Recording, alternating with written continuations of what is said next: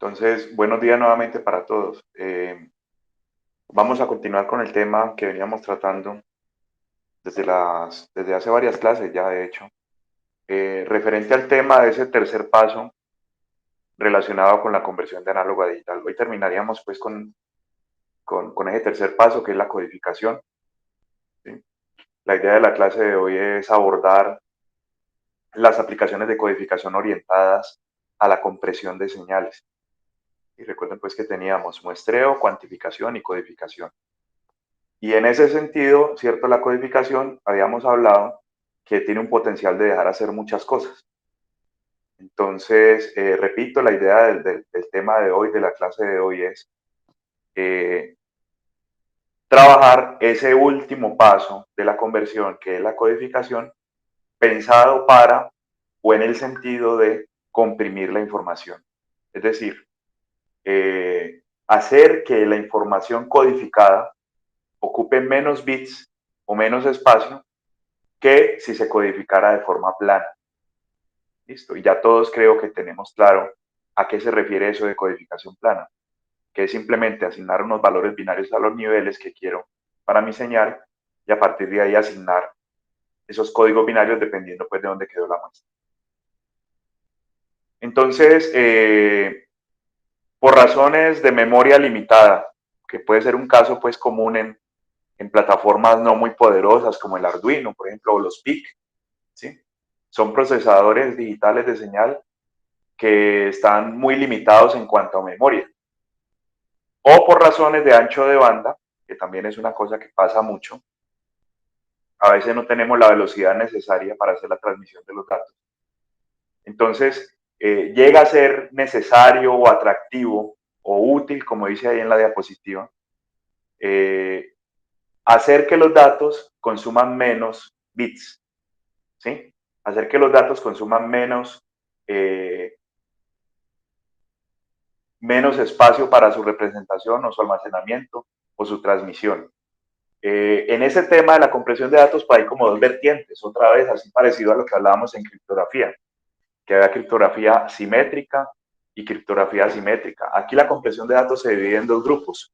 Una compresión que no admite cambios en la señal cuando se descomprime, ¿sí? Esa compresión se llama sin pérdidas, lossless, como dice ahí, lossless compression, es decir, una compresión que si usted pasa secuencialmente por un proceso de comprimir y descomprimir la información, el mensaje que tiene o los mensajes que ha descomprimido son exactamente iguales a los mensajes originales, ¿sí? No podemos permitir que se nos cambie un dato, porque eso sería pues desastroso en el mensaje. Piensen ustedes un poco, de hecho la clase pasada o hace dos clases estábamos hablando de eso, ¿sí? Que me cambie un bit en la palabra en algunos escenarios pues no es válido, ¿cierto? Es inadmisible, como dice él, no se puede permitir. Esa sería la compresión sin pérdidas. Sin embargo, para muchas señales que tienen que ver con la percepción humana, entiéndase audio, imágenes, video y multimedia en general, uno sí puede admitir que la señal luego de ser comprimida y descomprimida secuencialmente sea un poquito diferente a como ella era originalmente, ¿sí? Yo admito, yo dejo que mi compresión me degrade un poquito la calidad de la reconstrucción. No va a ser exactamente igual la señal reconstruida a la original, luego del proceso de compresión. Ese tipo de compresiones se llaman justamente compresiones con pérdidas, donde yo, repito, admito algunos cambios pequeños, muchos de esos cambios son imperceptibles, ¿sí? Para la persona pues que está eh, recibiendo o interpretando la señal, ella no se da cuenta siquiera que esos cambios existieron. Y hay un montón de formatos, y ahorita van ustedes a ver, y seguro ya los conocen, que son compresiones con pérdidas, ¿sí? Por dar un ejemplo, creo que lo había mencionado, pero vuelvo y repito, ¿sí? El espacio de color para las imágenes. Las imágenes digitales en formato RGB, que no tiene pues compresión de ningún tipo, en formato RGB se le dedica 3 números de 8 bits a cada píxel para representar el color, ¿sí? 3 numeritos enteros de 8 bits. Eso quiere decir que tendríamos 256 combinaciones, es decir, 2 a la 8 para cada componente de color. Yo puedo tener 256 niveles de rojo, 256 niveles diferentes de verde y 256 niveles diferentes de azul. A la larga eso significa que tenemos 256 al cubo posibles colores diferentes en una pantalla de un computador o de un celular. Si una pantalla digital admite 256 al cubo colores diferentes, eso da como 16 millones de colores. Y resulta que nuestros ojos, y esto es lo que creo que ya había mencionado, nuestros ojos en el mejor de los casos están en capacidad de distinguir alrededor de 100.000 colores distintos. ¿Sí? Entonces, si usted tenía cierta combinación de colores en una imagen, en un píxel de una imagen, y eso le cambia ligeramente, es muy probable que usted a la larga ni cuenta se dé que ese cambio ocurre. Entonces, ahí es donde entra el tema de la compresión con pérdidas. Yo permito, repito, que el dato me cambie un poquitico porque tengo la noción, ¿cierto?, que ese cambio no va a ser apreciado o que de pronto el cambio es admitido, ¿cierto?, en pos de mejorar el tamaño del archivo, ¿cierto?, el tamaño de la señal a la hora de transmitir. Entonces, eso serían los dos grupos. ¿Cómo se logra la compresión de datos? En general, y como ya hemos visto para los otros dos casos anteriores, lo que hay es unas herramientas matemáticas y estadísticas asociadas pues a esos procesos. Sí, hay una matemática ahí por debajo que soporta los algoritmos de compresión y de descompresión. En particular, para la compresión sin pérdidas, hay dos principios, ¿cierto? Como dos elementos bien importantes que permiten, ¿cierto?, hacer el estudio de las señales para ver qué algoritmo es más adecuado. De hecho, el principio pues, del palomo es uno de esos dos principios. Dice básicamente que si usted tiene n elementos y m categorías y la cantidad de elementos pues supera las categorías, necesariamente habrá elementos que comparten categoría. Eso parece pues muy obvio, muy básico, muy lógico, pero a la larga lleva a una conclusión importante y es que no hay un esquema de compresión, no se puede uno inventar un esquema de compresión que satisfaga todas las necesidades de compresión que hay en la práctica, ¿sí? Más vale habría que tener unos esquemas de compresión personalizados dependiendo de la aplicación. Y en el mejor de los casos, a lo mejor un esquema de compresión para cada tipo de datos distinto. Entonces, ese es el primer principio, ¿cierto? Teórico, eso está demostrado, eso no recuerdo ahorita el autor pues que lo propuso, él demostró matemáticamente que esto era así, que no podíamos tener un esquema de compresión sin pérdidas que me sirva en todos los casos igual. O sea, habrá unos con mayor o peor desempeño, dependiendo pues de la aplicación y del tipo de datos que estamos tratando. El otro elemento, ¿cierto?, teórico asociado a la compresión sin pérdidas es la entropía de Shannon, cuya definición se parece un poquito, ¿cierto?, y la asocian también. He leído artículos en los que básicamente están hablando de lo mismo, ¿cierto?, la entropía desde el punto de vista de termodinámica, con la entropía desde el punto de vista de teoría de la información, o la entropía de los datos. Entonces, los tratan muy igual, son conceptos similares. Y ese tema de la entropía, propuesta por Shannon, se calcula de esta manera, pues como ustedes ven allí. Ahorita vamos a hablar de eso, ¿cierto? Les voy a mostrar ejemplos. Eso tiene que ver con cuál es el tamaño esperado de un símbolo para una fuente de datos particular. Eso es lo que mide la entropía. Pero realmente por debajo, lo que estamos midiendo es qué tan impredecible es la fuente de esa señal. ¿Sí? Entropía uno lo asocia, así como en termodinámica, o alguno me corregirá, pues, porque yo entiendo que eso lo han revaluado, pues, pero en mis tiempos, la entropía de la termodinámica medía el desorden de un sistema. Ya hoy en día dicen que eso no es tan así, ¿cierto? Que no es tanto el desorden. Aquí lo que estamos midiendo es qué tan impredecible es una fuente de señal. ¿Sí? La entropía mide eso. Y en la medida en que sea más impredecible, también lo vamos a hablar ahorita, en la medida en que una fuente de señal sea más impredecible, mayor información tiene. Y entonces va a necesitar más bits para poder representar esa información. ¿Sí? La entropía, de hecho, también para que lo tengan en cuenta, marca como un límite teórico con respecto a qué tanto se puede comprimir una señal determinada, pues una señal proveniente de una fuente. Voy a entrar a explicar aquí lo que significa la ecuación. Entonces, yo acomodo aquí el lápiz. Lo que estamos viendo es una fuente de señal, ¿cierto? Por ejemplo, un conversor AD que tiene n niveles. Pongamos un sensor de temperatura que lo he vuelto digital, la señal de temperatura la he vuelto digital con 8 bits, ¿cierto? La temperatura puede tener uno de 256 posibles niveles. Entonces, aquí n sería 256. ¿Listo?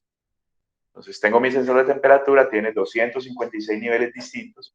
Entonces, la entropía debe calcularse sobre la sumatoria, pues, cubriendo todos los posibles niveles que hay en la señal, ¿sí? Y P sub I representa la probabilidad de que aparezca uno de esos niveles. Listo. Entonces, la entropía se calcula como menos la sumatoria sobre todos los posibles niveles de la probabilidad de cada nivel por el logaritmo en base 2 de esa probabilidad. ¿Sí? Como las probabilidades son todas menores que 1, pues este producto siempre va a dar negativo. Entonces, le ponemos este menos adelante a la sumatoria para que la entropía dé positivo. Dado que aquí estoy usando la base 2 para el logaritmo, esta entropía en este caso se mide en bits. Y sería el caso más común, pues, porque la idea mía es luego representar esa información de niveles en bits. ¿Sí? Entonces, si quieren, planteémoslo en términos, por ejemplo, de ese sensor de temperatura. ¿Sí? Y pensemos que que esa fuente va a manejar el valor binario de la temperatura en grados. Entonces arranca en 0 grados, 1 grado, 2 grados, pasa por 20, 25 grados, llega a 100, ¿sí? Y como tiene 256 posibles niveles, entonces llega hasta 256 grados, ¿sí? Ahí es donde uno se da cuenta, pues, que la distribución de probabilidades aquí no es uniforme, pues, porque seguro que entre los 15 y los 25 grados, o entre los 15 y los 40, o entre los 0 y los 50, prácticamente van a estar todas las probabilidades de aparición de esos niveles, ¿cierto? Yo puedo tener un día con mucho frío, una temperatura de 8 grados, ¿sí? Un día con mucho calor, una temperatura de 38, 40 grados, pero difícilmente pues, ese sensor va a manejar un valor de temperatura, por ejemplo, de 200 grados. Entonces, eso es lo que hay que consignar en este cálculo de la entropía. ¿Qué probabilidad hay de que en un momento determinado la salida o la señal tenga ese valor I? Listo. Y repito, al calcularlo en base 2 estamos cuantificando la entropía en bits. ¿Sí? ¿Cuánto vale la entropía de esa señal en bits? Voy a parar un momentico allí y les pregunto, ¿eso está claro? ¿Alguien quiere comentar alguna cosa? Yo igual ahorita les voy a mostrar ejemplos, pero sí quiero pues que entendamos ese concepto. ¿Estamos claros? Profe, yo sí quería preguntar, ¿esa probabilidad pues viene de un modelo o uno la tiene que ir calculando o qué? Esa es una buena pregunta porque justamente la dificultad a la hora de hacer algunos procesos de conversión tiene que ver con encontrar esas probabilidades. ¿Sí? Y eso es tan difícil que a veces muchos algoritmos como los que hay ahí, el ZIP, por ejemplo, o el RAR, que son algoritmos sin pérdidas, tienen que hacer el cálculo de las probabilidades sobre la marcha, sobre el volumen de datos que tienen que comprimir. Ahorita lo vamos a hablar.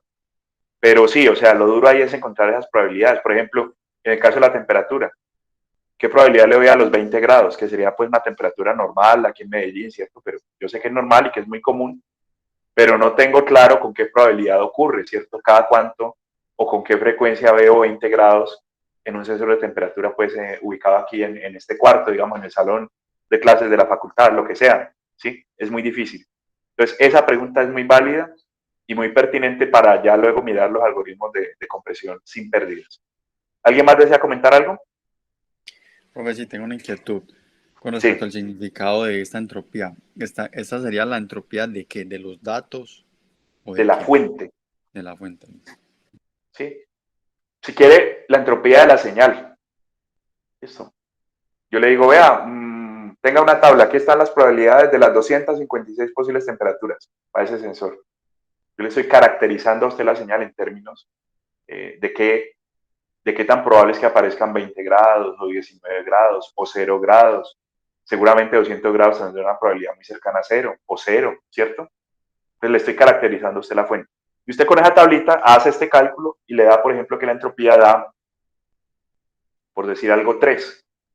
Entonces usted ya me dice, mire, es que si usted comprime mucho esa información de esa señal o de esa fuente, en el mejor de los casos va a poder llevar cada temperatura a un símbolo de 3 bits en promedio. Ese es el significado, ¿sí? O sea, usted las probabilidades le caracterizan la fuente o la señal que estaba estudiando, ¿sí? Y con eso usted hace la cuenta de cuántos bits mínimo necesitaría para poder representar esa información. No sé si le contesté, Víctor. Sí, listo, profe. Gracias.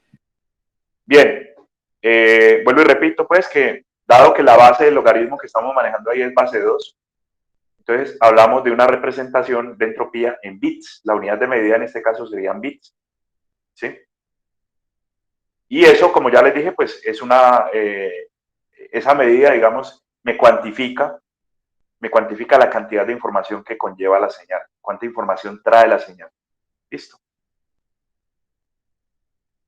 Entonces, Shannon, ¿cierto? En su estudio teórico de teoría de la información, en su estudio teórico él hizo algunas afirmaciones referentes al tema de la entropía, ¿sí?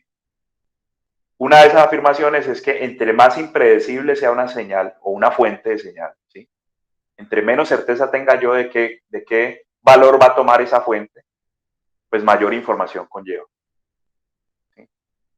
A mayor incertidumbre de lo que va a pasar con la señal, con la fuente, mayor información hay, o sea, va a ser más duro comprimir. La entropía está directamente relacionada con la incertidumbre que tiene la señal. Y ahí tengo un par de ejemplos, ¿sí? Si yo les digo a ustedes, hoy a las 6 de la tarde más o menos, entre 6 y 7 de la tarde, va a oscurecer, eso es un tema, digamos, completamente predecible. ¿Listo? Por lo tanto, básicamente, esa frase que acabo de decir no conlleva información. Allí no hay información útil porque es que realmente eso ya se sabía. Si yo fuera a transmitir un mensaje diciéndoles a ustedes, por ejemplo, por WhatsApp, pilas que ahorita a las 6 de la tarde, más o menos, se oscurece el día, ustedes van a decir, ¿y este qué? Este enloqueció, este profesor, ¿de qué está hablando? Pues todo el mundo sabe eso, ¿para qué transmite eso? O sea, no habría ni necesidad de transmitir una información que todo el mundo da por cierto. ¿Sí? Entonces, como no conlleva información esa señal, realmente la cantidad de información ahí, pues la medida debería dar cero, ¿cierto? O sea, no necesito ni transmitirla porque no hay información asociada con la señal. En el otro extremo, si yo le digo a usted, vea, mañana la Lotería de Medellín sale tal número, entonces ahí hay una cantidad de incertidumbre enorme, ¿cierto? Porque pues nadie va a ser capaz en principio de poder predecir cómo va a quedar la lotería. Entonces, la cantidad de información asociada a esa afirmación, si yo le digo, vea, los números de la lotería mañana van a ser estos, la cantidad de información asociada a una afirmación de esas, si es correcta, ¿no? Es muy alta por lo impredecible de la fuente. Entonces, esa es digamos, el principio textual, habladito de lo que dice Shannon, ¿no? La entropía finalmente me está midiendo es qué tan impredecible es la señal. Si es más bien predecible, yo puedo de alguna manera comprimirla. Si no es tan predecible, seguramente me va a costar más bits poderla representar. Yo tengo este ejemplito muy sencillo, ¿cierto? Es una moneda, ¿cierto? El evento, la señal que estamos estudiando, este es el clásico, pues, para estudiar la entropía de Shannon, es tirar una moneda. Entonces, como ustedes saben, ese evento, ¿cierto? Se puede representar con dos niveles, cara o sello. Cayó cara o cayó sello, o sea, allí no hay sino dos niveles. Listo. Si uno va a representar eso con un mensaje plano, pues entonces pone dos niveles, es un bit, ¿cierto? Para representar dos niveles posibles, yo necesito un solo bit. El bit estando en 0 podría ser la cara y el bit estando en 1 podría ser sello, ¿cierto? Y entonces para hacer una transmisión o para almacenar el valor de esa señal, pues necesitaría un bit. Mensaje plano. Listo.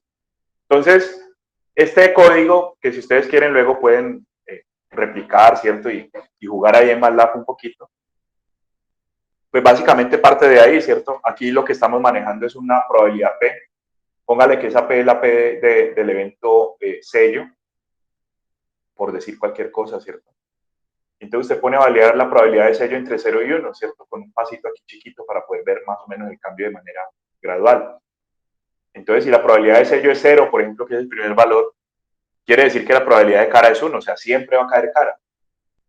Y lo vamos variando hasta que la probabilidad del sello sea 1, es decir, cuando ya no cae cara nunca. Y a partir de ahí, ¿cierto? Aplicamos la formulita de entropía que estaba en la diapositiva anterior. Voy a borrar esto que está aquí. ¿Sí? Y con la probabilidad del sello, sería esta, P, y con 1 menos P, que es la probabilidad de la cara, se hace el cálculo de la entropía, que sería esta línea 4 que están viendo ustedes acá. Finalmente se hace un plot, ¿cierto? Se dibuja cómo evoluciona la entropía en la medida que las probabilidades van cambiando. Y eso sería este gráfico que están viendo ustedes aquí. A ver, aquí está. Entonces, probabilidad de sello, listo, varía entre 0 y 1. Entonces, mire que si la moneda está trucada, por ejemplo, y siempre cae cara, que sería como esta región de acá, siempre o casi siempre está cayendo cara, pues hay muy poca entropía. Hay muy poca entropía. O lo mismo pasa pues por acá, cuando la probabilidad de sello es prácticamente 1, la entropía es más bien pequeñita. Y en esos casos, si yo hago una proyección, ¿cierto? En esos casos donde la probabilidad de cara es muy alta o la probabilidad de sello es muy alta, muy cercana a 1, pues lo que me dice este gráfico es que necesito menos de un bit para representar esa información. Como la fuente es más bien predecible, como yo tengo idea de lo que va a caer, siempre va a caer cara o siempre va a caer sello, ¿cierto? En estas regiones yo necesitaría, por ejemplo, 1/4 de bit para representar la información. En cambio, si usted se fija en este punto medio, aquí, ¿cierto? Cuando la probabilidad de sello vale 0.5, es decir, que la probabilidad de cara también vale 0.5, ahí es completamente impredecible el evento. Yo no tengo idea de lo que va a caer, ¿cierto? No tengo una pista de lo que va a caer. En ese caso particular, si usted proyecta acá, ¿cierto? Hace la proyección, se da cuenta que la entropía es 1, un bit. Es decir, que para esas fuentes impredecibles, ahí sí no puedo como comprimir mucho la información y siempre va a ocupar un bit. No sé otra vez, eso me quedó como un muñequito con ojos. No sé otra vez si alguien quiera preguntar algo, comentar algo de este gráfico. Si no, pasamos a otro ejemplo. ¿Eso está claro? El tema de Pero lo que me está marcando la entropía. Dime, ¿por qué Víctor. cuando siempre sería cara o siempre sería sello? Porque no hay bits. O, o es la entropía de la información. O sea, decías que hay un bit cuando están Son las dos 0.5. cosas, Víctor, son las dos cosas. O sea, usted hace la medida de entropía, por ejemplo, que la entropía le dé 0.25. ¿Listo? Entonces usted dice, bueno, ahí hay poca información, 0.25 bits. ¿Sí? Si siempre va a caer cara o siempre va a caer sello, usted dice, la entropía dio 0.25. Bueno, comparado con 1 es poquito, es 1/4. Entonces usted diría, tiene poca información, porque es una moneda que está trucada. Yo le digo a usted, vea, esta moneda tiene truco, siempre o casi siempre le va a caer cara. Entonces usted la tira y sin mirar dice, no, pues yo ya puedo anticipar lo que va a pasar, eso seguramente es cara. Repito, un evento que es predecible conlleva poca información. Una señal que es predecible tiene poca información. Entonces, eso es 0.25, la medida de entropía. Entonces, primera afirmación. La segunda es, en promedio, cuando yo comprima, digamos que usted hace 1000 tiradas de esta moneda, ¿sí? De esta moneda trucada. En promedio, cuando yo comprima la información con algún algoritmo, lo mejor que puedo hacer es llevar esas 1000 tiradas de la moneda, ¿cierto? 1000 lanzamientos de la moneda, las puedo llevar a una representación de 250 bits. ¿Vale? O sea, esa es la otra afirmación. Lo otro que me está diciendo el gráfico, pues de pronto en esta medida que estamos haciendo acá, que yo necesitaría mínimo, me dice la medida de entropía, mínimo 250 bits para representar 1000 eventos o 1000 símbolos de esta señal que estoy tratando acá. No sé si le contesté, Víctor. Sí, profe, ahora sí muy bien. Bien.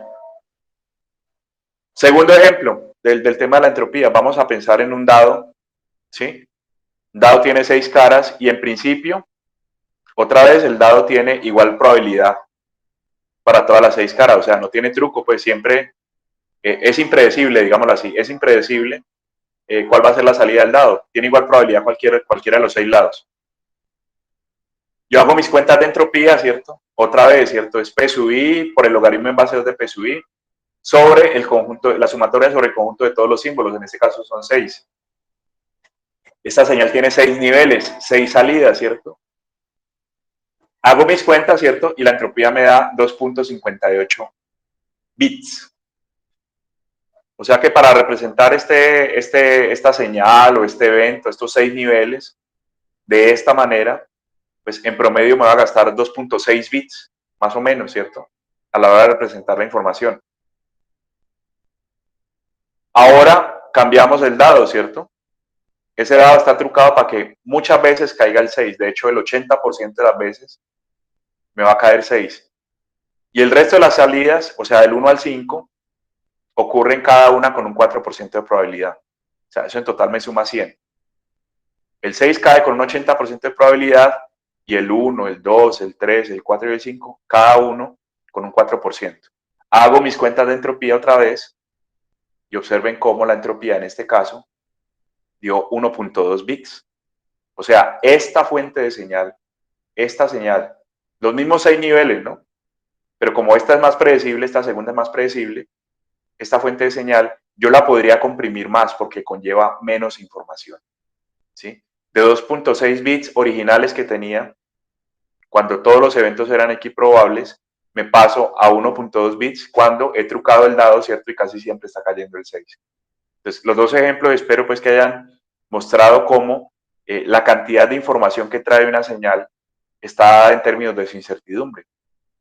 ¿Sí? Entre más incierto sea el valor que voy a obtener, el nivel que voy a obtener de una señal a la hora de codificar, pues más información conlleva esa señal. Y por eso es que miren la diferencia tan grande, menos de la mitad de bits en este segundo caso, para representar una señal, en este caso pues con un truco, ¿no? Con una tendencia siempre a caer 6, o casi siempre. Entonces ya hablando pues concretamente de algoritmos, hay señales, ¿cierto? Lo decíamos ahorita con el principio del palomo, ¿no?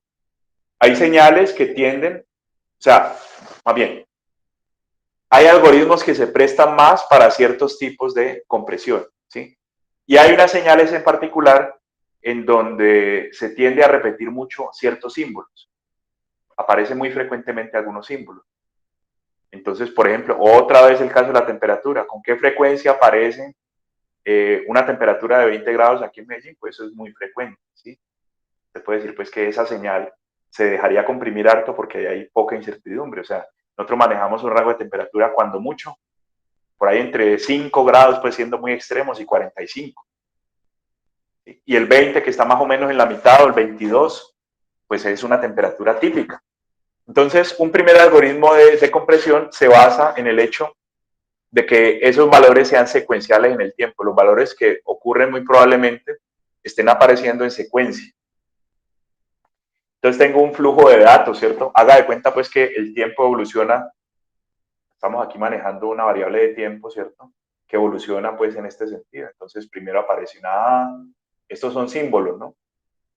Estas letras son niveles, pongámosle así. El nivel A aparece varias veces, luego aparece el nivel M varias veces, luego aparece el B, luego aparece otra vez el A, ¿sí? Entonces, como le estamos apostando pues a que hay repeticiones secuenciales de la señal, pues un algoritmo sencillo de compresión es justamente codificar las repeticiones que tiene dicha señal. Entonces, en vez de manejar A 5 veces, pongo el A una vez y la cantidad de repeticiones asociadas a ese símbolo A. ¿Sí? En vez de poner la M 3 veces, pongo la M, el nivel M, ¿cierto? Una vez, el nivel o el símbolo M una vez, y le pongo el 3 a continuación para indicar pues que ese símbolo M apareció 3 veces. La B está apareciendo 1, la A pues habría que mirar cuántas veces más aparece aquí. Y observen cómo este volumen de datos se logra comprimir, ¿sí?, a una representación mucho más compacta, aprovechándome de, nuevamente repito pues, de que las repeticiones, de que hay unos símbolos que aparecen con cierta frecuencia y que son secuenciales entre sí, o sea, se repiten mucho y en secuencia. Esto, por ejemplo, se puede usar para señales de voz, yo ya lo había comentado, ¿no?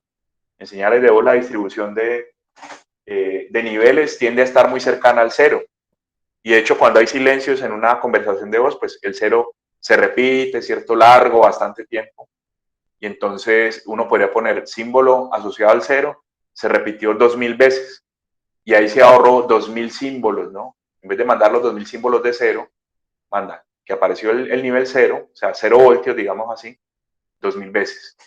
No sé si lo han visto, de pronto lo habrán pillado por ahí en videoconferencias o en general cuando uno transmite video o audio, que cuando la persona se queda callada o cuando el video está quieto, o sea, no hay mucho movimiento, la calidad, digamos, de la transmisión es buena porque como no hay cambios fuertes, digamos, en la señal, pues tampoco la reconstrucción va a tomar demasiado esfuerzo. Y eso tiene que ver un poquito con este tema, pues, de la repetición. Entonces, el primer algoritmo, como ven, es muy, muy simple, pero llega a ser bastante efectivo comprimiendo la información. Hay otro tema, ¿cierto? También, porque pues no siempre uno tiene la garantía de que el símbolo se va a repetir de manera secuencial. Puede que sea muy probable, cierto nivel, cierto símbolo de la señal puede que sea muy probable, pero que esté revuelto pues con los demás. Entonces, aparece muy frecuentemente, pero no aparece repetido en el tiempo secuencialmente. Entonces ahí viene, ¿cierto?, lo que se llama compresión basada en diccionario. Y para explicar el tema yo tengo un ejemplito sencillo donde manejamos 8. A ver, yo cuento. Tengo 8 niveles. Mi fuente de señal, ¿cierto? Mi señal maneja 8 posibles niveles. Por razones de comodidad, pues yo los he representado con letricas, pues, pero si fuera una codificación plana y sabiendo que son 8, pues yo tendría que manejar 3 bits, ¿cierto? Desde el 000 hasta el 111, ¿cierto? Pasando aquí por el 001, 010, y así sigo, ¿no? Si fuera a hacer una codificación plana, tendría que asignarle 3 bits a cada símbolo o a cada nivel de estos de la señal para poderlo transmitir. Esto sería, ¿cierto? Codificación plana. Podría ser de pronto el equivalente a pensar que los símbolos son equiprobables. Es decir, que cada uno ocurre con igual frecuencia, igual probabilidad en la señal, en la fuente, ¿sí? Pero en este caso concreto, lo que está ocurriendo, y aquí lo ven en la segunda columna, es que las probabilidades son distintas y que, por ejemplo, el primer símbolo o la A, ¿cierto? El primer nivel, tiene un 50% de probabilidad de aparecer, o sea, aparece muy frecuentemente. La mitad del tiempo, lo que usted está viendo en la señal es una A, ¿sí? Ya en este caso no tenemos pues que asegurar que aparece la A seguida varias veces, ¿no? Aparece muy frecuentemente, la mitad del tiempo, pero no necesariamente de manera secuencial. Y bueno, aquí están las demás probabilidades, ¿cierto? Para la B es un 15%, para la C es un 10%, para la D es un 9%, un 6%, 5%, 3 y 2. Todo esto suma 100. Esto suma 100%. Entonces, en la compresión basada en diccionario, nos aprovechamos de las probabilidades para asignar los símbolos. Y los símbolos tienen tamaño variable. Y sería muy inteligente, ¿cierto? Ahí tiramos avionada, de que los símbolos que aparecen más frecuentemente sean aquellos que ocupan menos bits. Listo. Para poder hacer la codificación en este caso, hay que construir un diccionario. El diccionario se puede construir a partir de un árbol como el que van a ver ustedes acá, ¿sí? Este arbolito lo que hace es ayudarme a definir el diccionario, pues, con el que voy a representar todos los símbolos que tengo en esta tabla de acá.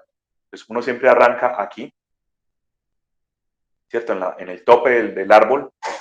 Y si, por ejemplo, el símbolo que necesito transmitir es una A, entonces, como estoy arrancando aquí y para llegar a la A paso por el 0, entonces el A siempre será codificado en este esquema como 0. Listo.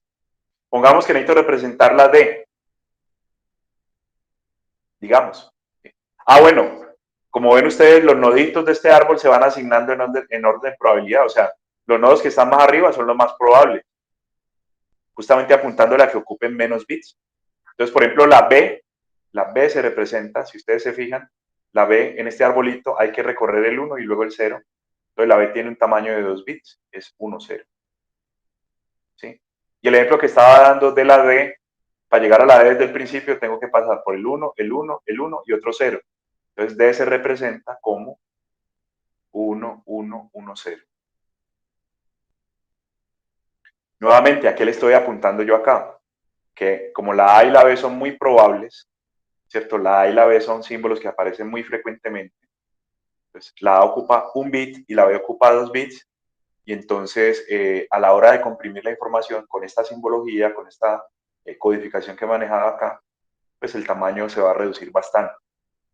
Sin embargo, por ejemplo, está la H, ¿no? La H ocupa 1, 2, 3, 4, 5, 6, 7 bits. ¿Sí? Entonces, si usted fija solo en la H de una codificación que originalmente la codificación plana estábamos hablando de 3 bits, por ejemplo, 3 unos, y pasar a la H en esta otra codificación que ocupa 7, pues el negocio como que no está saliendo, ¿cierto? Como que no estamos comprimiendo nada. Pasar de una representación de la H en 3 bits a una en este diccionario que son 7. ¿Quién me explica por qué sí funciona la cosa?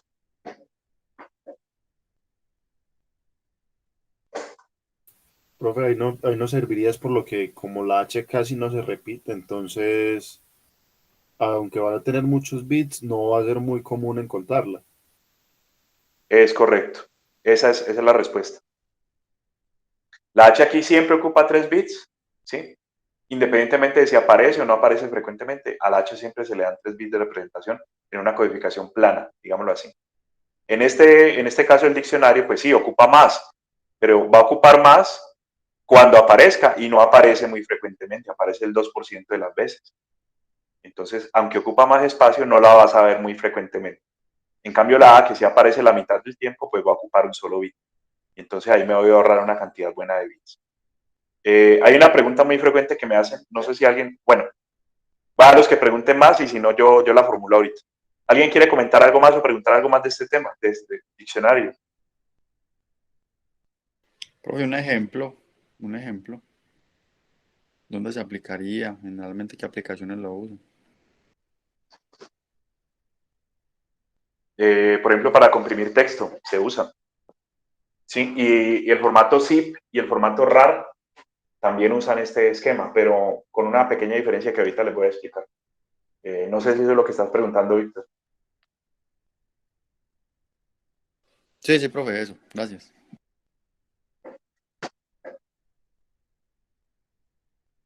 Hay una pregunta frecuente que aparece cuando yo presento este tema y es, ¿cómo hace el que recibe la información? Porque el que recibe la información recibe un flujo de bits, ¿no? Una secuencia de bits. Recibe, por ejemplo, 1000 bits, así en secuencia, ¿no? En una comunicación, usted realmente no sabe dónde empieza y dónde termina. Cuando la codificación era plana, pues usted agrupaba de a tres, ¿cierto? Ese flujo de 1000, de 5000, de 6000 bits, usted lo agrupa de a tres, ¿cierto? Y ya sabe, bueno, los primeros 3 bits son este símbolo, los siguientes 3 bits son este otro. Pero acá, como los tamaños son variables, pues uno se puede perder. ¿Qué opinan de eso? ¿Cómo haría uno de pronto? Me llega algo así.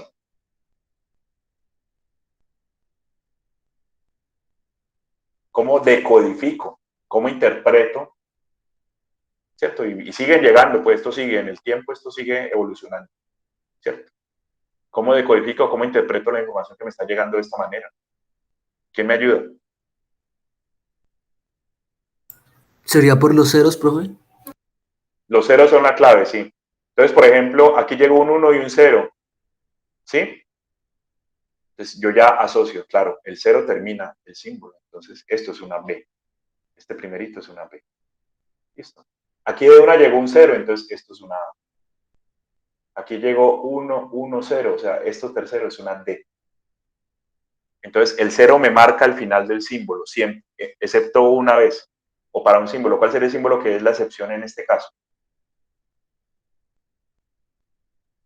El símbolo del nivel que, porque yo La pondría de H, pronto, profe. es correcto, yo pondría de pronto a mi receptora que esté buscando ceros todo el tiempo, ¿sí? Cuando pillo un cero, entonces ya sabe que el símbolo terminó ahí y con eso pues tiene forma de codificar. Con la H, ¿qué pasa? ¿Cómo sería el algoritmo para la excepción ahí? ¿Cuál sería?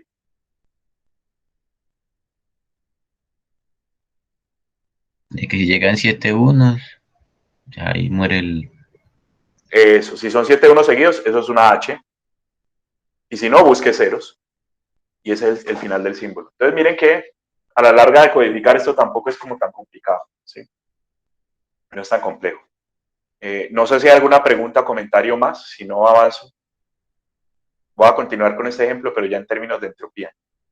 ¿Algo más para decir de esto? ¿Preguntas? ¿Comentarios? Bien.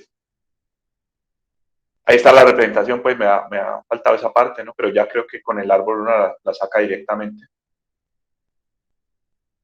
Hago el cálculo de la entropía, ¿no? Para esta fuentecita, ¿cierto? Como tengo las probabilidades, hago mis cuentas, mi sumatoria, ¿no? En este caso, n mayúscula vale 8, entonces para cada símbolo o para cada salida distinta, hago la cuenta, ¿cierto? Cada probabilidad por el logaritmo en base 2 de la probabilidad. Al final obtengo una entropía de 2.28 bits.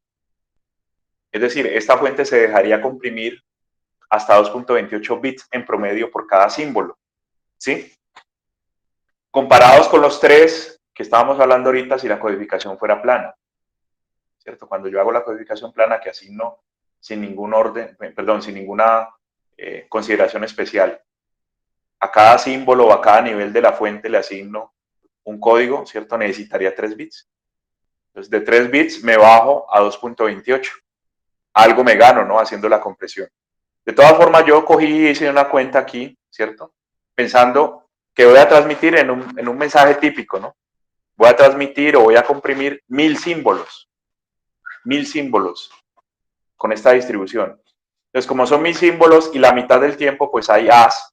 Un mensaje típico en los 1000 símbolos tendría 500 As, ¿sí?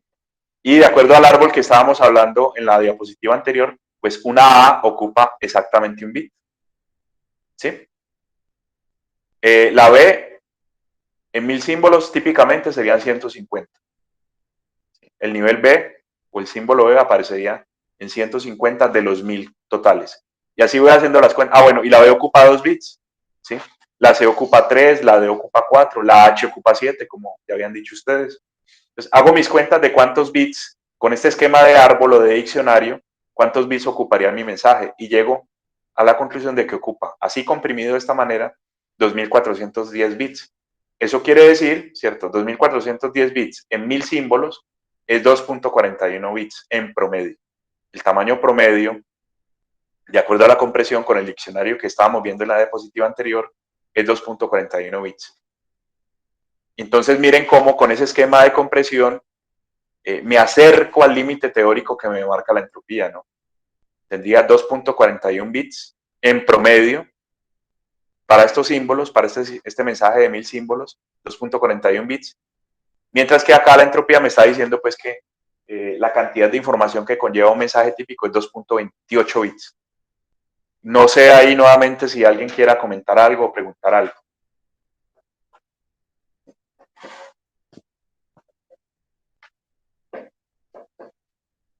Bien, sigue vigente la pregunta que ya alguien hizo, ¿cierto? Bueno, muy bacano, ¿cierto? Muy bonito, pero ¿y las probabilidades de dónde? ¿Sí? ¿De dónde saco yo las probabilidades de aparición de cada símbolo?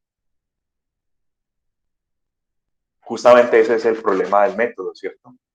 La compresión basada en diccionario requeriría que usted conozca las probabilidades de todos los símbolos para poder hacer la distribución de dichos símbolos y darle, obviamente, por ejemplo, con un árbol, darle menos espacio a los símbolos que aparecen más frecuentemente. ¿Sí? Como dice acá, entonces, conseguir esas probabilidades, pues no es fácil, eso hasta en el idioma español, incluso creo que tuvimos una discrepancia la vez pasada que estábamos hablando de eso, ¿sí?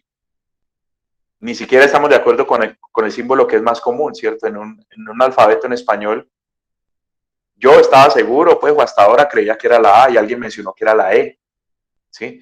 Y en inglés también, entonces, si ni siquiera estamos de acuerdo con cuál es el símbolo que aparece más probablemente, ahora para conseguir las probabilidades, pues eso es un problema fuerte. Entonces, hay esquemas de compresión, el ZIP y el RAR son dos ejemplos, en los cuales la tabla de probabilidades se construye dinámicamente. O sea, el diccionario no es fijo. El diccionario se construye de acuerdo a los datos que llegan. Entonces, por ejemplo, yo tengo una carta que he escrito, ¿cierto? Tengo una carta, hago el recorrido, leo la carta, ¿cierto? Y hago la cuenta de cuántos símbolos son A, cuántos símbolos son B, cuántos símbolos son C. Y de acuerdo a eso, armo mis probabilidades dinámicamente de acuerdo al contenido que tiene el mensaje. No sé si eso está claro. Eso se llama diccionario dinámico. Listo. El diccionario queda en términos de los datos. Se recalcula, se reconstruye cada vez que los datos cambian. de un mensaje a otro que voy a comprimir, el diccionario es diferente porque obviamente la distribución en cada caso es distinta. Eso tiene una consecuencia que sería esto último que dice acá, ¿cierto? Cuando yo manejo el diccionario dinámico, cuando no es conocido a priori, sino que se recalcula cada vez, pues ese diccionario toca compartirlo, ¿cierto? Toca pegarlo ahí. Yo llego y comprimo la información, ¿sí? Pero no puedo mandar el archivo comprimido solamente, sino que pegadito ahí al archivo comprimido toca pegar el diccionario, toca mandar el diccionario también para que la otra persona, la que recibe la información, pueda entender, ¿cierto? Pueda entender cómo descomprimirlo. No sé si ahora sí le contesté, creo que era Brian el que preguntaba con el tema de las probabilidades. Sí, profe, ya me queda claro. Gracias. Entonces, ahí hay un efecto, digamos, como contraproducente, porque yo originalmente lo que quería era ocupar menos espacio, menos bits, ¿sí? Para mandar los símbolos de una señal, los niveles de una señal. Pero pegando el diccionario ocupo más bits, ¿sí? Y hay casos en los cuales pegar ese diccionario antes lo que hace es incrementar el tamaño con respecto al mensaje plano original. No sé si les ha pasado que a veces uno intenta comprimir cierto archivo y le ocupa lo mismo o antes le ocupa más. Y puede ser por esta razón de acá, ¿cierto? Pegar el diccionario en algunos casos es contraproducente en términos como el tamaño del archivo. Bien, pasamos ahorita al otro bloque, ¿cierto? Que estaba mencionando al principio de la clase, que es lo que se llama compresión con pérdidas. Listo, compresión con pérdidas. Y como yo mencionaba en ese momento, la compresión con pérdidas es muy común en señales de tipo multimedia. O sea, señales donde quien recibe la información finalmente es un sentido. El oído o los ojos, ¿cierto? Video, imágenes, audio. En general manejan compresiones con pérdida porque nuestro oído, nuestros ojos pueden llegar a percibir lo mismo o de pronto ese pequeño cambio que yo introduzco a la señal, aunque perceptible, no es importante. ¿Sí? La señal me quedó un poquito cambiada, pero a mí no me importa que cambie un poco. ¿Sí? Y ahí nuevamente está también el ejemplo, porque también es una forma de compresión, creo que lo ha mencionado en su momento, el ejemplo de las señales de telefonía, audio de telefonía, ¿no? Que muestrean a una frecuencia muy bajita, obviamente para que las muestras ocupen menos espacio, ¿cierto? Cuando yo muestreo a una velocidad bajita, pues tengo una densidad de muestras bajita también, y entonces transmitir eso no va a representar mucho esfuerzo, ¿sí? Entonces, ese tema lo habíamos hablado cuando estábamos discutiendo el asunto de la frecuencia de muestreo. Entonces, manejo una frecuencia de muestreo bajita para señales de voz en un teléfono, sabiendo que la reconstrucción no va a ser fiel, ¿cierto? Sabiendo que a la hora de escuchar la señal de pronto me suena rara, me suena distinta, pero que la puedo entender. Y ese es más o menos el mismo principio que vamos a manejar aquí, ¿cierto? Yo comprimo la señal, admito algunos cambios, ¿sí? Algunos de esos cambios los percibo, otros no, pero en todo caso no me importa que se pierda alguna información. Esa sería la compresión con pérdida. Les voy a entrar a hablar de una transformada, ¿sí? De hecho, esta es la versión más simple de la transformada Weyler. Es muy fácil de entender, yo creo, pues, me parece que es sencilla de entender. Y a partir de ahí, entonces, uno saca una compresión que lo puede llevar incluso a ocupar un 25%. Lo vamos a trabajar sobre una imagen, ¿no? Entonces, en el caso de imágenes, si uno hace la compresión extrema, digamos, puede llegar a llevar los tamaños de la imagen a un 25% de su valor original, ¿sí? Si esta imagen tiene, por ejemplo, 20.000 píxeles, luego de la compresión termina ocupando el equivalente a 5.000 píxeles nomás, o sea, a un cuarto del tamaño. Y eso se ve reflejado también en el tamaño del archivo a la hora de guardarlo.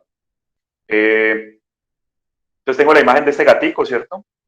Lo puse en escala de grises para no complicarme, o sea, es un solo valor por píxel. Cada píxel ocupa exactamente un número que representa la intensidad de gris. 0 sería muy oscuro, 1 sería blanco total y cualquier valor intermedio, pues una escala de grises asociada pues a qué tan claro o qué tan oscuro se ve el píxel en alguna posición particular de la señal. Listo. Entonces, otra vez tenemos unas dimensiones asociadas a esta imagen. Yo este código se lo voy a mostrar ahorita. ¿sí? Tenemos unas dimensiones aquí, una cantidad de columnas, ¿cierto? Una cantidad de filas. Y lo que vamos a hacer es correr dos filtros. La transformada Wheeler discreta se basa en ese principio. Siempre se manejan dos filtros. Y se va decimando, se va llevando, por medio de los filtros, esa información se va llevando a mitades. Entonces, hay un filtro de escala que básicamente lo que hace es calcular el promedio entre dos píxeles vecinos. ¿Sí? Ahorita les muestro un poquito de esto. Y hay un filtro de detalle que básicamente lo que hace es resaltar las diferencias entre dos píxeles vecinos, ya sea por el lado de las columnas o por el lado de las filas. Entonces, pongamos que voy a hacer un recorrido, en principio, por el lado de las filas. ¿Sí? Voy a recorrer cada fila de esta imagen, de esta matriz de valores, ¿cierto? De valores numéricos. Y entonces, haciendo este recorrido por cada una de las filas, paso el filtro de escala.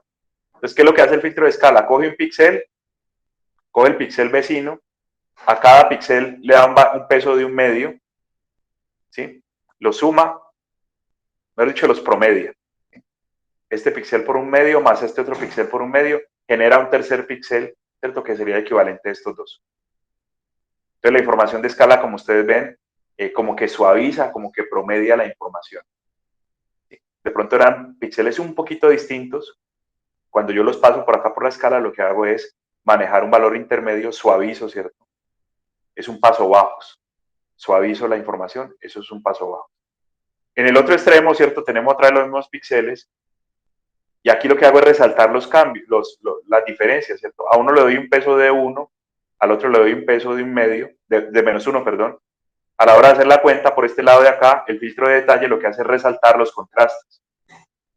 Si de un valor clarito pasamos a un valor oscuro, eso queda mucho más resaltado en cuanto a detalle a la hora de hacer este cálculo de acá.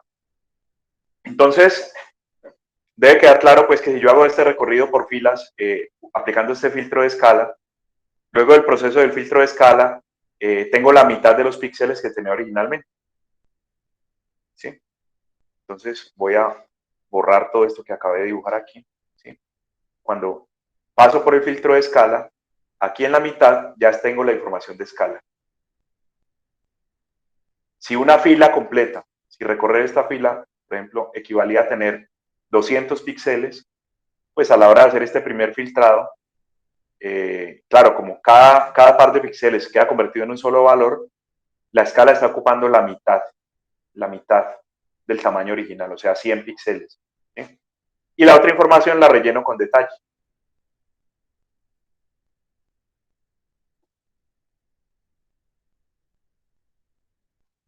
Porque también acá, cuando yo corra el filtro de detalle, el filtro paso altos que tengo acá, cada par de píxeles me generan uno solo. Entonces, a lo último, la imagen que tenía 200 píxeles me queda partida en dos. 100 de los píxeles de cada fila son escala, los otros 100 son píxeles de detalle. Y eso también ocurre acá, cuando ya recorre las columnas. Tengo escala y tengo detalle. ¿Sí? Entonces me queda una imagen partida en 4 cuadrantes para ese tipo de compresión. Listo. Aquí hay un código, ahorita se los muestro trabajando, si quieren lo miramos con calma, pero yo quiero que vean el resultado. Este es el resultado del paso de esos dos filtros por el lado de las filas y por el lado de las columnas. ¿Sí? Entonces tengo, si ustedes recuerdan pues los cuadrantes, esto es escala con escala. ¿Sí? O sea, paso bajo con paso bajo, tanto en la componente vertical como en la horizontal. Yo podría decirme, voy a quedarme con esta parte de la imagen, ¿cierto? Donde he menospreciado, no me interesa ningún tipo de detalles, ¿sí? Me quedo solamente con la información de escala.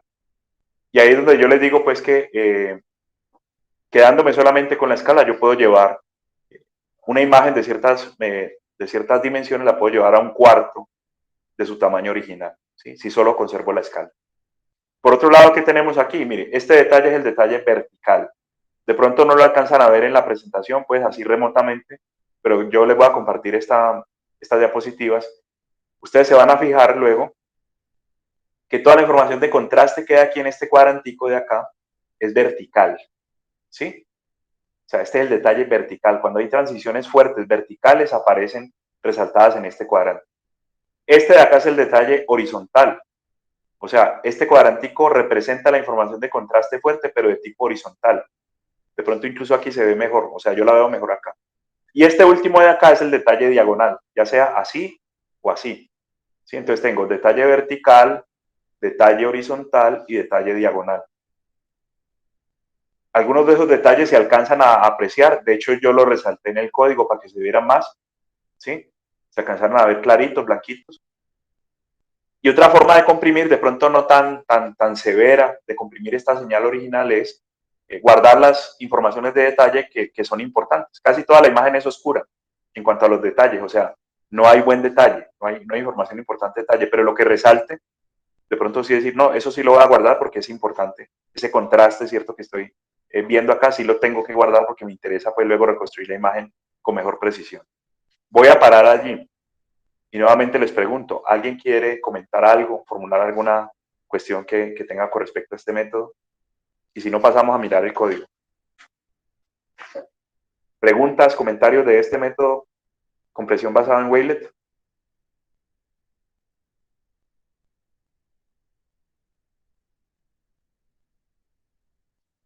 Bien, entonces vamos a mirar en MATLAB, ¿cierto?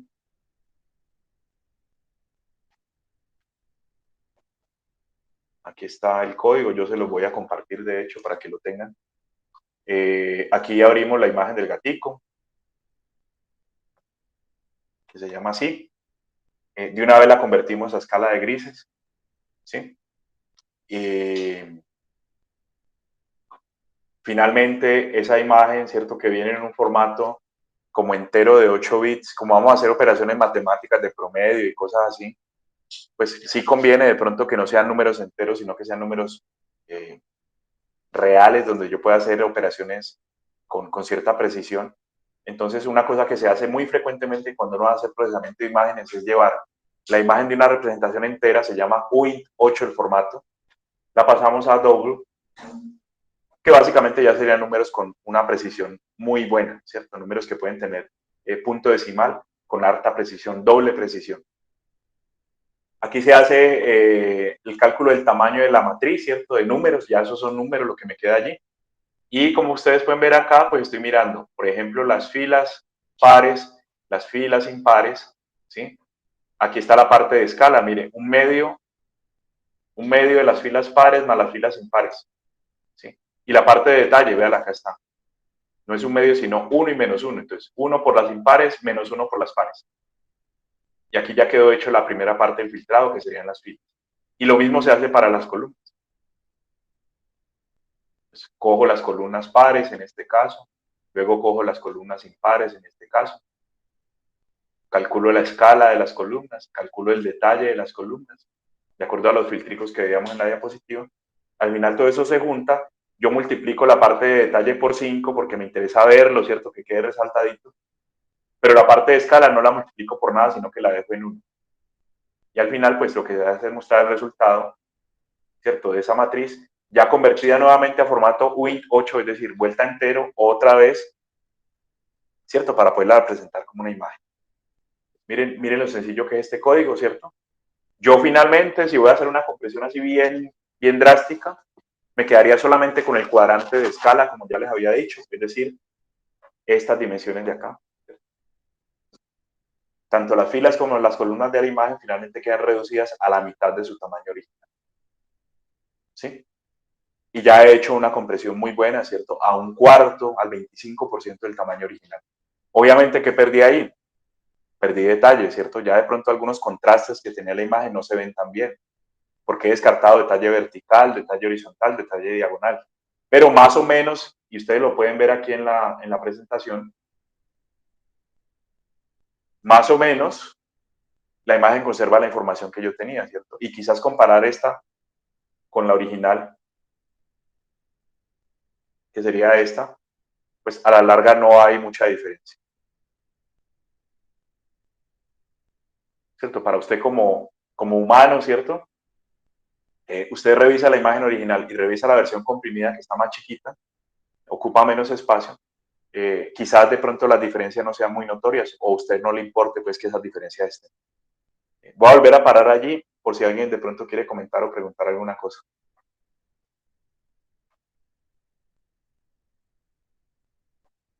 Profe, o Bien. sea que esta compresión, pues en este caso que nos acabas de mostrar, se trata es en tomar la imagen original, hacerla más pequeña y dejar en los otros cuadros, que son supuestamente los oscuros, esa información que se le quitó para disminuir el tamaño, ¿ok?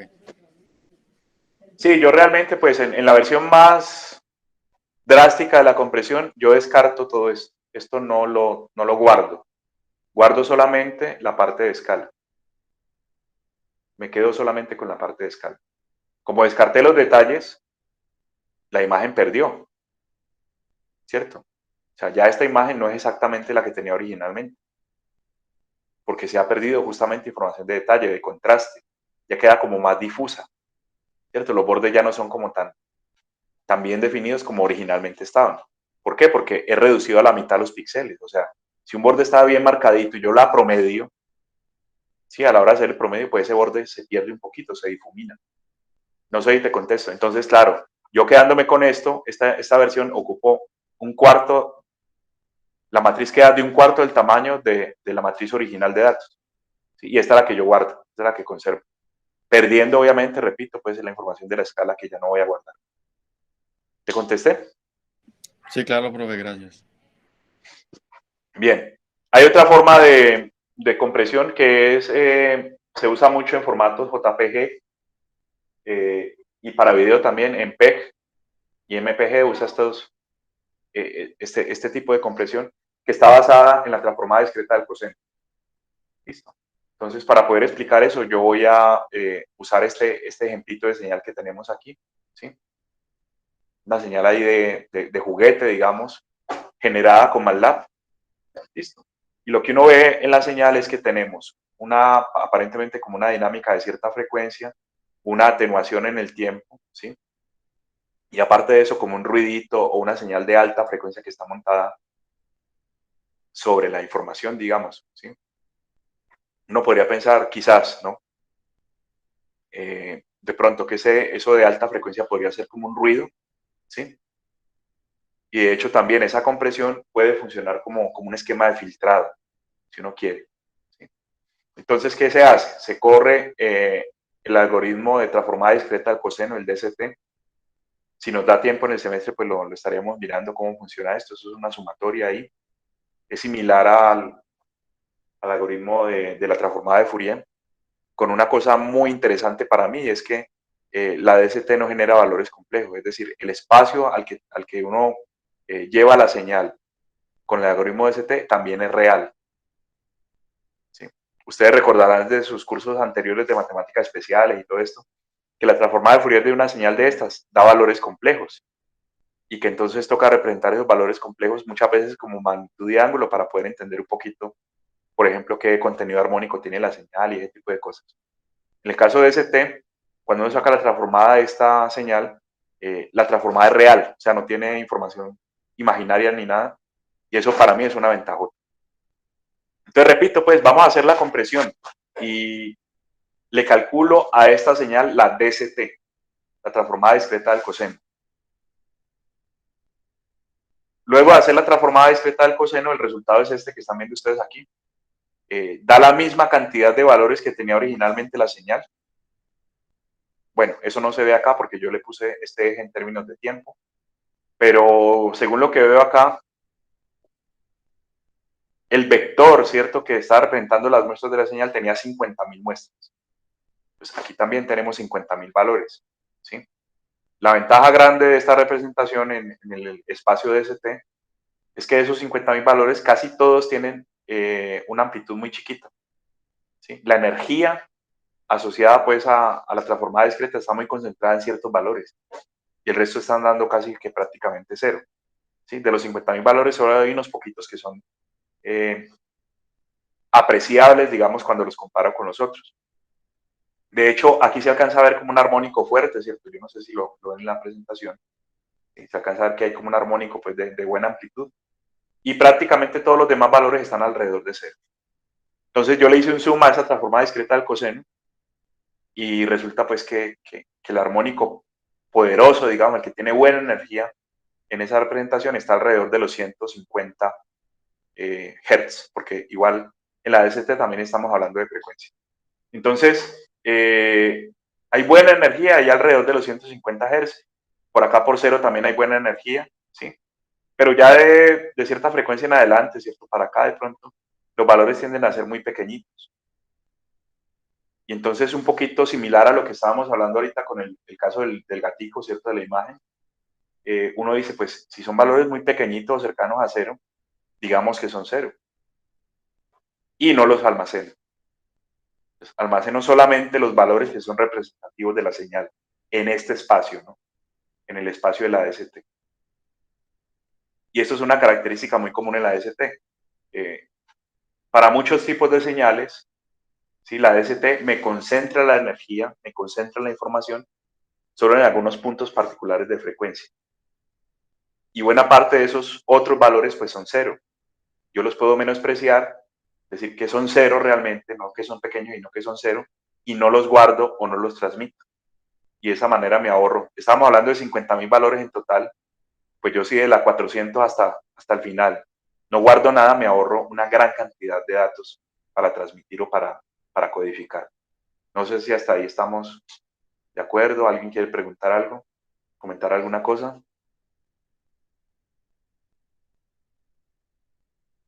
Entonces voy a resumir otra vez. Arranco de una señal que tiene 50.000 muestras. ¿Sí? Aquellas 50.000 muestras están representadas en el dominio del tiempo, pero yo les aseguro pues, que aquí es un vector con 50.000 datos. ¿Sí? Me paso al dominio de ST. Obviamente tengo también 50.000 datos en ese dominio de frecuencia, 50.000 datos distintos, ¿sí? Pero me doy cuenta que de esos 50.000 datos hay una buena cantidad de esos datos que son despreciables, ¿cierto? Hay una buena cantidad de esos datos que son prácticamente cero. Le hago el zoom para mirarlo bien, ¿cierto? Y ya me doy cuenta cuáles no son cero, cuáles de los datos no son cero y cuáles sí se pueden aproximar a cero. Y cuando yo hago esa operación de aproximar a cero ese gran volumen de datos que tiene la transformada, estoy básicamente diciendo que no voy a guardar esos datos, que esos datos no son importantes para mí. Me estoy ahorrando la representación y la codificación de todos los datos que estoy mandando a cero, ¿sí? Todo lo que está ocurriendo de aquí para allá, simplemente no lo voy a almacenar, no lo voy a guardar, se asume cero desde el principio. Y de esa manera logro hacer una compresión bien importante de la información. ¿Cómo se ve entonces la señal luego de reconstruida? Pues no se va a ver igual, no se va a ver así. Obviamente no se va a ver así porque yo estoy quitando cosas, estoy quitando información, estoy quitando armónicos si usted quiere. Entonces, aquí hice varios ejemplos, digamos, de compresión, ¿sí? Entonces, en un caso, por ejemplo, removí el 56% de las muestras, ¿sí? Al remover ese 56% de las muestras, estoy conservando el 99.9% de la energía. Y ahí prácticamente, o sea, llevando casi que a la mitad o menos de la mitad la representación, al 40% de su, 40 y pico por ciento de su tamaño original, prácticamente la señal está igualita. O sea, se ve igual. Si fuera un audio sonaría casi que lo mismo, ¿cierto? Pero con menos de la mitad de los datos originales que yo tenía. Listo. En otro caso, removí el 80, o sea, me descaré más, o sea, quité más muestras, removí el 87% de las muestras. ¿Sí? Allí ya no estoy conservando el 99.9%, sino 99.5% de la energía, o sea, le quité más cosas a la señal. Aquí ya se alcanza a ver, de acá a acá se alcanza a ver un cambio, ¿no? Como que lo de alta frecuencia se disminuyó, se vio atenuado. Aquí es donde yo digo también que esa compresión puede ser una forma de filtrado de la señal, ¿sí? Entonces, de aquí a acá, de 99.9% de la energía pasé a 99.5%, ¿sí? Quitando más muestras todavía, pero uno diría que todavía se conserva pues como la información original de la señal. Y acá he removido pues 99 y pico por ciento de las muestras, o sea, buena cantidad de las muestras, ¿sí? La energía ya va en el 98%. Limpié completamente ese ruido, o sea, quité todo lo que era alta frecuencia de la señal. Y bueno, uno dice, bueno, si eso era ruido, muy bacano, porque aparte pues me estoy ahorrando una gran cantidad de datos para codificar, ¿cierto? Comprimo demasiado la información y aparte le estoy quitando ruido, ¿sí? Sin embargo, en un último caso ya quito demasiado, ¿sí? y ya la señal me está cambiando demasiado también. Entonces, de esta, ¿cierto? Pasar a esta última, mire que ya me cambió las amplitudes. En este caso estábamos quitando prácticamente el 99.96% de las muestras, o sea, casi todas. Me quedo con unas cuantas nomás, quitando el 90% de la energía, pero la reconstrucción que obtengo luego de llevar a cero esas muestras, pues ya no es como tan fiel. O sea, ya no es lo mismo esta señal que esta ya cambió. Entonces ya ahí de pronto la fidelidad, ¿cierto? La reconstrucción o el error que yo cometo a la hora de devolverme y obtener la señal original, pues ya la cosa es muy distinta, ¿no? Y quizás este esquema ya en este punto no me esté comprimiendo bien, ya me cambia demasiado la información. Voy a volver a parar allí. ¿Alguien quiere comentar algo? Profe, ¿cómo se sabe hasta dónde aplicar ese filtrado? ¿Qué fidelidad manejar? ¿Cuál es el Aquí tenés límite? dos criterios. ¿Qué porcentaje de las muestras vamos a quitar? Pues aquí estoy muy descarado, o sea, estoy quitando 99.96% de las muestras. Entonces ahí te das cuenta, no, es que, o sea, ya me descaré, ¿cierto? Es demasiada información la que estoy quitando. El otro criterio que se usa frecuentemente es la energía. Yo creo que les comentaba, a mí me tocó la época en la que uno hacía RIP de CDs, ¿sí? RIP de CDs es coger un CD y por medio de un software convertirlo a MP3 para que ocupe menos espacio, ¿sí? Y el formato MP3 es un formato con pérdidas, de hecho está basado también en este principio de la transformada discreta del coseno. Entonces, uno cuando configuraba el software de hacer RIP, cuando iba a ripear un CD, uno le ponía por ahí en alguna parte qué porcentaje estaba dispuesto a perder, ¿sí? Y uno cuadraba ahí, ¿cierto? De todas formas, como la cuestión de compresión con pérdidas es apreciativa, digamos que un usuario le dice, no, a mí me suena bien, déjelo así, y un usuario le dice, no, eso me cambió mucho, no me gusta como sonó, quítele menos cosas.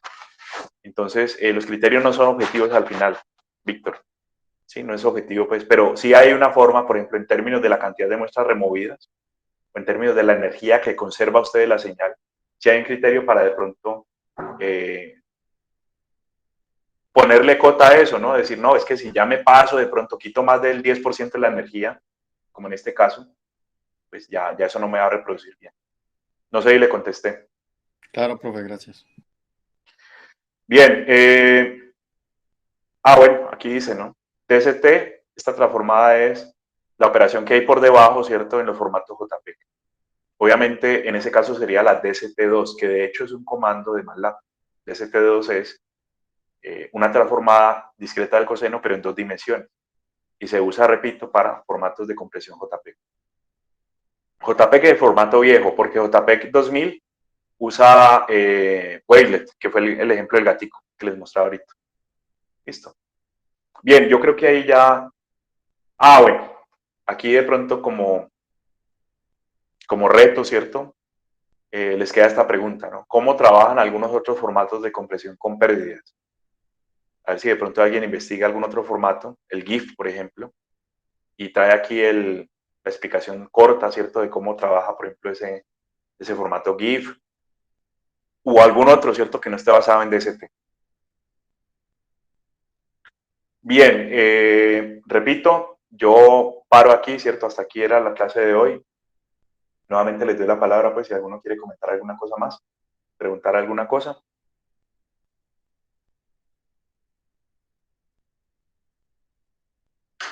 Si no es así, entonces voy a dejar de grabar.